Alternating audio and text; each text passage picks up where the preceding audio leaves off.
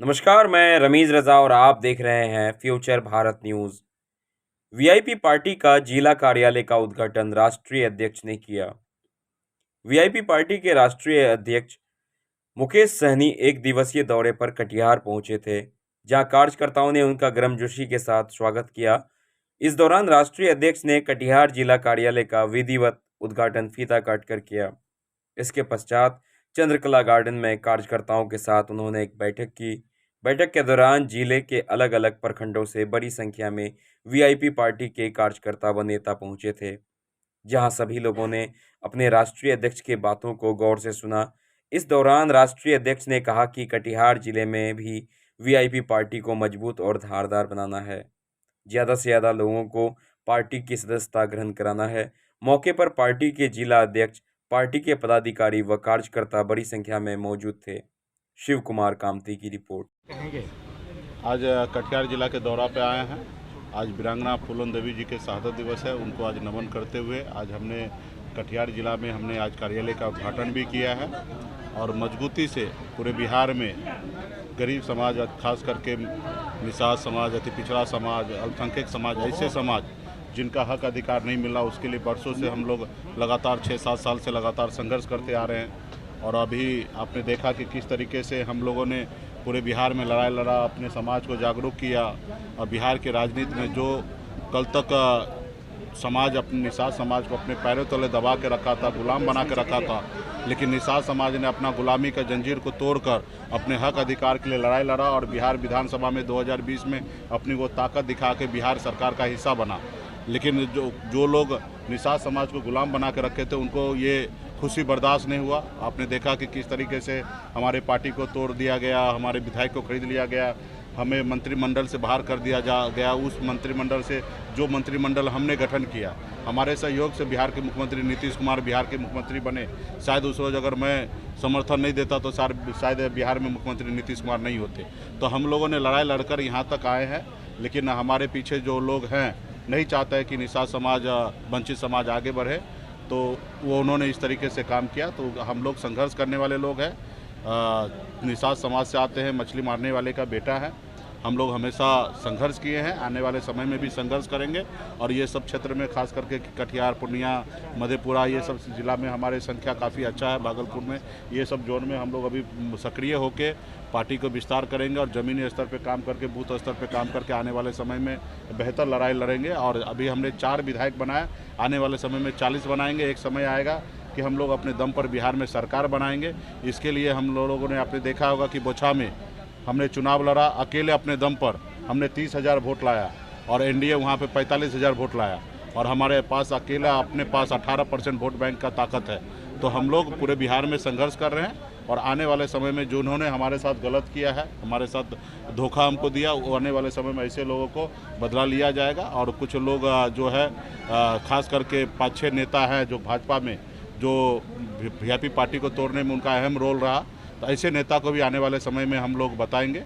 2015 में भी हमने खास करके कटिहार जिला में हमने सदर का सीट हमने लड़ा था। हमने विजय गौरी जी को हमने टिकट दिलवाया था, उनको लड़वाया था।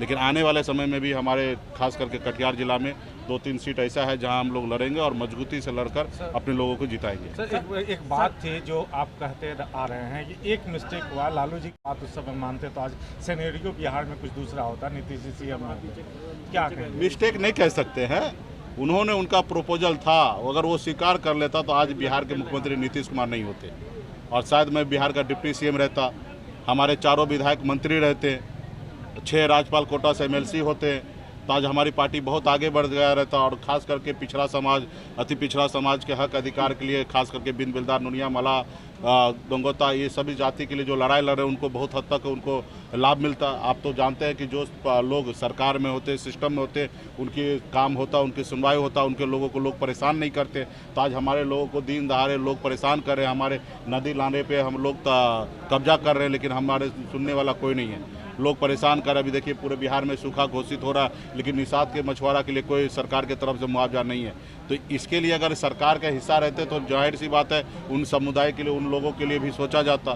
तो इसलिए हम लोगों ने आने वाले समय में, हम लोग एक क्लब के वंशज हैं, जो अमर शहीद जुब्बा सहनी के वंशज हैं, फूलन देवी के वंशज हैं। हम लोग कभी किसी के साथ गद्दारी नहीं करते। हम लोग अपने मेहनत के दम पर आगे बढ़ते हैं और वही हमने किया। संघर्ष करके आपने देखा कि हमें कोई राजनीतिक विरासत में नहीं मिला। हमने अपने दम पर बिहार में लड़ाई लड़कर, हमारे लोगों ने लड़ाई लड़कर बिहार में 4 विधायक बनाया, जो कोई कल्पना नहीं कर सकता था कि ये मछली पकड़ने वाले लोग बिहार में राजनीति भी कर सकते हैं, विधायक भी बना सकते हैं। हमने विधायक भी बनाया और मुख्यमंत्री भी बनाया और आने वाले समय में हम लोग अपने लोगों को बनाएंगे और इसके लिए संघर्ष करेंगे पूरे बिहार में घूम घूम कर।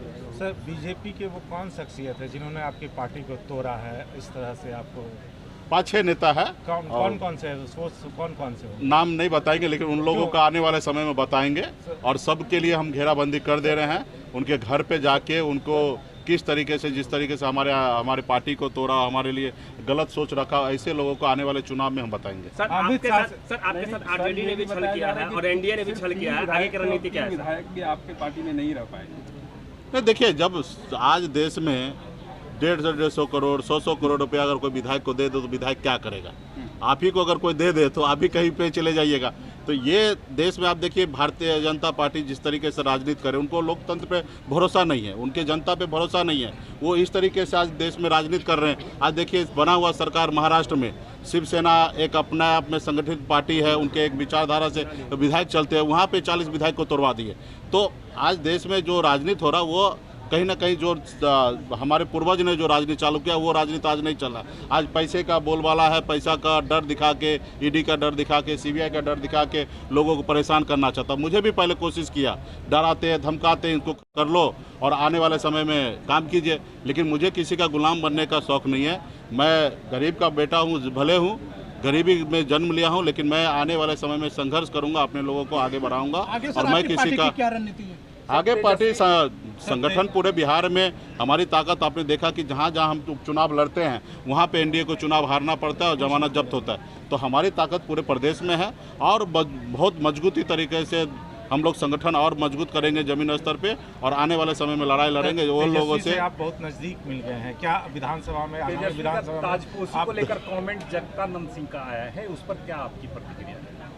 इसके बारे में मुझे जानकारी नहीं है। और रहा कि अभी हम लोग संगठन पे काम कर रहे हैं, अभी चुनाव में समय है, 1.5 साल का समय है लोकसभा। अभी हम लोग 1 साल जमीन पे काम करेंगे और अगले साल प्लान करेंगे कि क्या राजनीति करना है, किस तरीके से करना है, किसके साथ चलना है। और निश्चित तौर पे हमारा विचारधारा जो है वो गरीब पिछड़े लोगों के हक अधिकार दिलाने के लिए, जो लोग इनको हक अधिकार दिलाने के लिए साथ आएंगे, ऐसे लोगों के साथ हम लोग राजनीति करेंगे। सर, कटिहार जो है मछुआरा समाज का ये आगे आपका क्या कदम रहेगा? आने वाले समय में संगठन पे हम लोग मजबूती से काम करेंगे। आपने देखा कि किस तरीके से आए हैं, कार्यालय का उद्घाटन हुआ, यहाँ पे स्पेशल प्रभारी नियुक्त किया गया है और खास करके ये सब जोन में हमारे खास करके फिशरमैन कम्युनिटी बड़े संख्या में, तो हम उस सब को संगठित करके सब पार्टी से पहले से जुड़े हुए हैं। आपने देखा होगा कि 2015 में ही हम लोगों ने बहुत ज़ोर शोर से कटिहार जिला में काफ़ी हमने काम किया, इसका फ़ायदा भी समाज को मिला, यहाँ से हमने विधायक बनाया। तो आने वाले समय में और भी बेहतर रणनीति बना के 4 से 40 विधायक बनाएंगे और अपनी बातों को, अपने विचारधारा को जमीन तक उतारेंगे। सर, तेजस्वी का साथ देंगे क्या? बहुत बहुत धन्यवाद।